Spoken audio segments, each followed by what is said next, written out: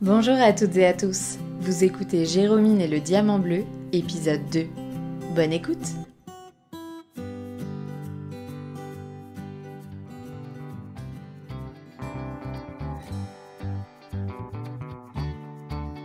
Une brise d'été souffle sur la ferme aux camélias. Dans le grenier de la grange, une malle oubliée, un secret, une promesse et des voyages au bout du monde. Cette aventure rendra quiconque l'écoute incroyablement heureux.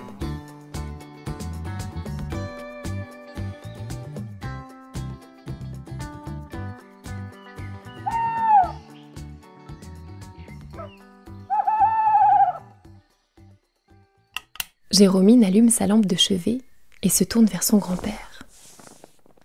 Il sourit de toutes ses dents sous sa moustache en bataille.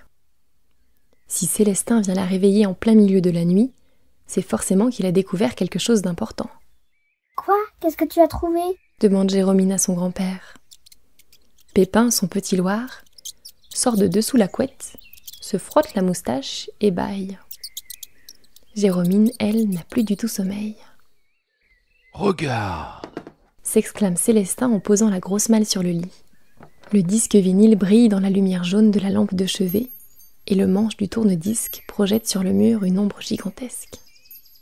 Jérômine a encore du mal à croire que ces deux objets qu'elle a dénichés au fond d'une vieille malle dans la grange peuvent rendre n'importe qui incroyablement heureux. Et pourtant, elle sent le pouvoir du vinyle. C'est comme si la chanson du bonheur qui était gravée dessus se répandait silencieusement dans la chambre tout autour d'elle. Là, tout au fond de la malle, j'ai trouvé ça. S'écrie Célestin en brandissant une vieille feuille de journal à moitié déchirée. Il la déplie précautionneusement et la tend à Jérômine. Le courrier du bout du monde. Je ne connais pas ce journal. Jérômine parcourt la feuille des yeux. Un article sur la préservation des lézards dans le désert du Sahara, une chronique sur l'ascension des monts Oural, la météo du jour dans les terres australes. Soudain, ses yeux se posent sur un petit rond tracé au feutre violet en haut à gauche. Célestin se penche derrière son épaule et lit. Le retour du diamant bleu. Alors que l'on croyait que ce diamant aux propriétés exceptionnelles n'était qu'une légende des peuples d'Amazonie, il semblerait que des chercheurs en aient découvert un spécimen. C'est au cœur de la forêt amazonienne, près de la ville d'Atamayaca, que cette découverte... Il s'arrête de lire. Le reste de l'article a été déchiré, observe Jérômine. Son grand-père hoche la tête. À coup sûr, c'est ta grand-mère qui l'a embarqué. Mais c'est pas grave, on sait tout ce qu'on a besoin de savoir. C'est ce diamant qu'il nous faut pour écouter la musique du bonheur. Grand-mère l'avait compris elle aussi. Il se trouve en Amazonie. Alors, qu'est-ce qu'on attend pour partir ? Célestin sourit sous sa moustache. Voilà, tout doux, hein. Il est très exactement minuit 22 et l'Amazonie, c'est de l'autre côté de ce globe terrestre, si je ne m'abuse. Un voyage comme celui-ci, ça se prépare. C'est pas une semaine au camping, de la pinède à jouer de la pétanque et à se faire griller des courgettes. Jérômine éclate de rire, mais le visage de Célestin s'assombrit.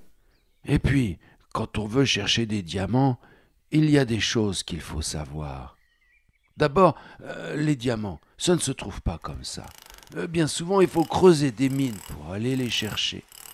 Ça veut dire d'énormes trous dans le sol, tronçonner des arbres qui sont là depuis des dizaines ou des centaines d'années, faire venir d'énormes machines qui vont casser la roche, chasser les animaux et même les gens qui vivent sur ce territoire. Et puis, bien souvent, les gens qui travaillent dans les mines ne sont pas payés à leur juste valeur. Ils sont exploités et travaillent jour et nuit. Et c'est pour toutes ces raisons que j'ai laissé tomber la recherche du diamant. Je n'ai pas voulu accompagner ta grand-mère dans la dernière expédition, parce que le monde des diamants, c'est bien souvent un monde cruel et cupide. Jérômine avale sa salive et un petit silence s'installe dans la chambre. Et tu crois que ça sera pareil pour le diamant bleu ? Je n'ai aucune idée de ce que nous allons trouver là-bas. Je ne sais même pas si ce diamant existe vraiment. Allez, la nuit porte conseil. Nous verrons ce que nous déciderons demain. Célestin se lève et referme doucement la porte de la chambre de Jérômine.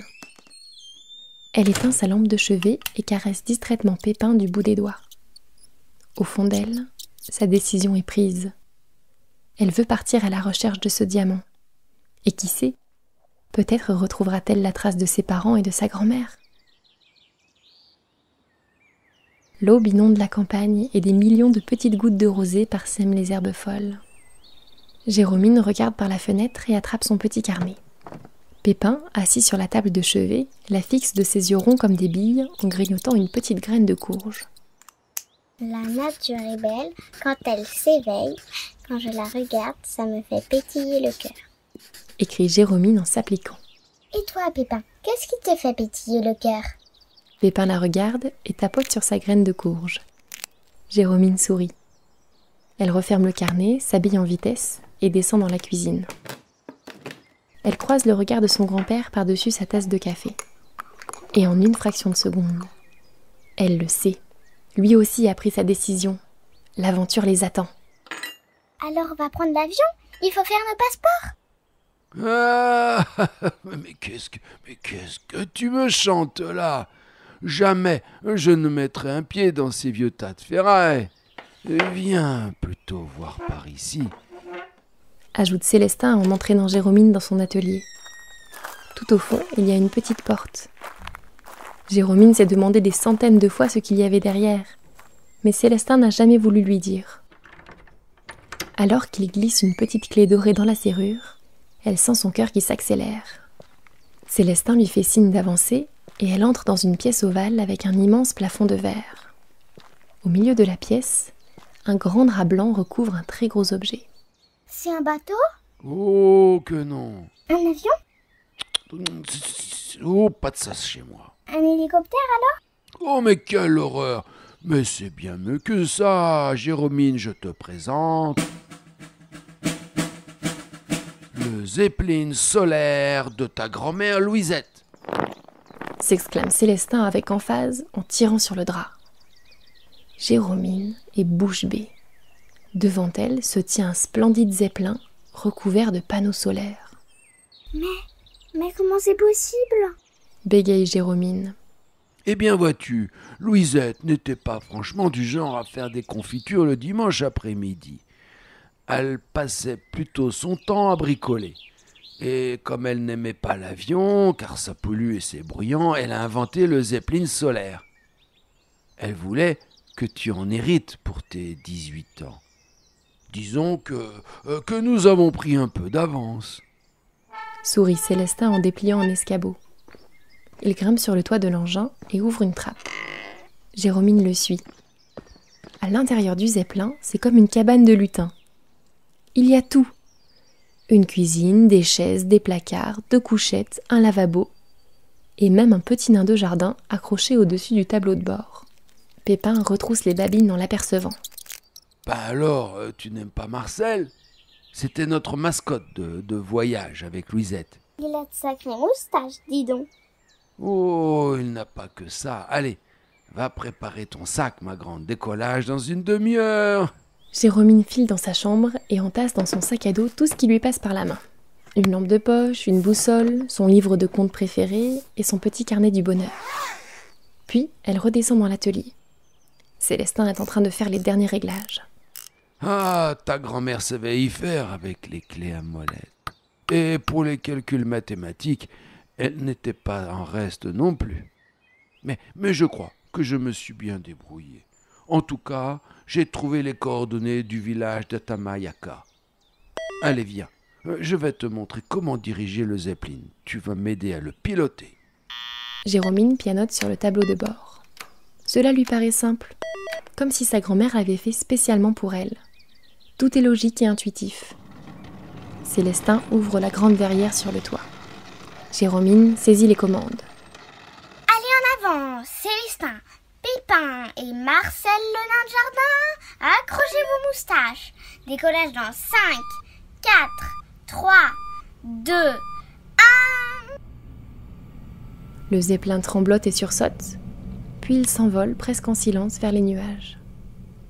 Jérômine regarde la ferme aux camélias qui s'éloigne en dessous d'elle. Elle voit sa cabane tout en haut du vieux chêne, son petit vélo jaune posé contre le mur de la grange. Elle sait qu'elle part pour une grande aventure et elle se demande bien quand elle reviendra. Le zeppelin vole vite entre les nuages et bientôt l'immensité bleue de l'océan se déroule sous leurs yeux. Nous allons arriver à l'aube en Amazonie, mais là-bas, ce sera le soir, car nous volons après le soleil. J'ai pris quelques provisions si tu as faim. Jérômine ouvre le sac de Célestin et attrape une pêche mûre à point. Elle croque dedans. C'est trop bon. Elle saisit son petit carnet et écrit. Croquer dans quelque chose qu'on aime, c'est aussi donner à manger à notre cœur. Le voyage se passe sans encombre. Quelques oies sauvages suivent le zeppelin un moment et Jérômine finit par s'assoupir. Lorsqu'elle se réveille, le zeppelin traverse doucement de gros nuages orangés. Elle jette un coup d'œil par le hublot. Du vert et encore du vert. Des milliards de feuilles qui se balancent dans le vent. Mais on est arrivé. Presque. Je cherche quelque chose qui pourrait ressembler à un village. Mais à travers toute cette végétation, c'est impossible d'y voir quelque chose. Il est temps d'envoyer un éclaireur. Sourit Célestin en décrochant Marcel, le nain de jardin, du tableau de bord. Puis, très calmement, il lui lisse ses grandes moustaches, ouvre le hublot et le jette par la fenêtre. Pépin lâche un petit couinement. Mais qu'est-ce que tu as fait? Bégaye Jérômine stupéfaite en regardant le nain qui dégringole dans le vide. Mais le voilà qui ralentit sa course. On dirait même qu'il fait du surplace. Et maintenant il remonte, ses moustaches tourbillonnant à toute vitesse au-dessus de sa tête comme des hélices. Et voici Marcel, le drone nouvelle génération. Même pas besoin de le guider, il se débrouille tout seul. Ta grand-mère en avait fait à l'appel des inventions comme celle-ci. Tiens, à ce propos, peux-tu me donner la vieille théière qui est dans le buffet, s'il te plaît? Tu veux te faire du thé, maintenant? Taratata, fais voir cette théière. Jérômine l'attrape et elle lui semble étonnamment lourde. Elle a une grosse ventouse collée dessous. Elle la tend à Célestin. Celui-ci tire sur la anse. Et voilà qu'elle s'allonge. Et au bout, il y a un petit tambouron que Célestin branche au tableau de bord. Puis, il ouvre une nouvelle fois le hublot et ventouse la théière sur le toit du zeppelin. Et voilà, le radar spécial atterrissage difficile. Jérômine n'en revient pas. Sa grand-mère était un génie. Peux-tu me donner mon mouchoir qui est dans la poche de ma veste, s'il te plaît? Jérômine lui tend le bout de tissu et retient son souffle. Ben quoi, c'est tout? Bah oui, c'est juste un mouchoir. Tu t'attendais à quoi? Je ne sais pas, moi. Un parachute, une télécommande supersonique. Fait Jérômine un peu déçue. Eh bien, invente-les, tiens. Ah, voilà Marcel qui revient. Le nain de jardin se glisse par le hublot entrouvert et vient se poser sur le tableau de bord. Ses hélices s'arrêtent doucement. Pépin vient le renifler avec méfiance. Célestin le pose sur un petit socle et aussitôt, un itinéraire se dessine sur le tableau de bord. Eh ben voilà, merci Marcel, beau boulot. Nous allons atterrir juste là. Jérômine attrape les commandes et guide le zeppelin dans la descente. Les feuilles des arbres enveloppent l'appareil. Grâce au radar théière, elle arrive à éviter les branches. Elle atterrit en douceur sur le sol, tout près d'une rivière. Jérômine et Célestin descendent du zeppelin et font quelques pas. Les bruits de la forêt les entourent. Des cris d'oiseaux inconnus, des croissements de grenouilles. Pépin s'agrippe à la capuche de Jérômine et couine. Ne t'inquiète pas, murmure-t-elle. Mais elle ne se sent pas très rassurée. La nuit enrobe les arbres d'ombres mystérieuses. Soudain, un craquement. Elle se retourne. Là-bas, derrière un gigantesque palmier, quelque chose a bougé.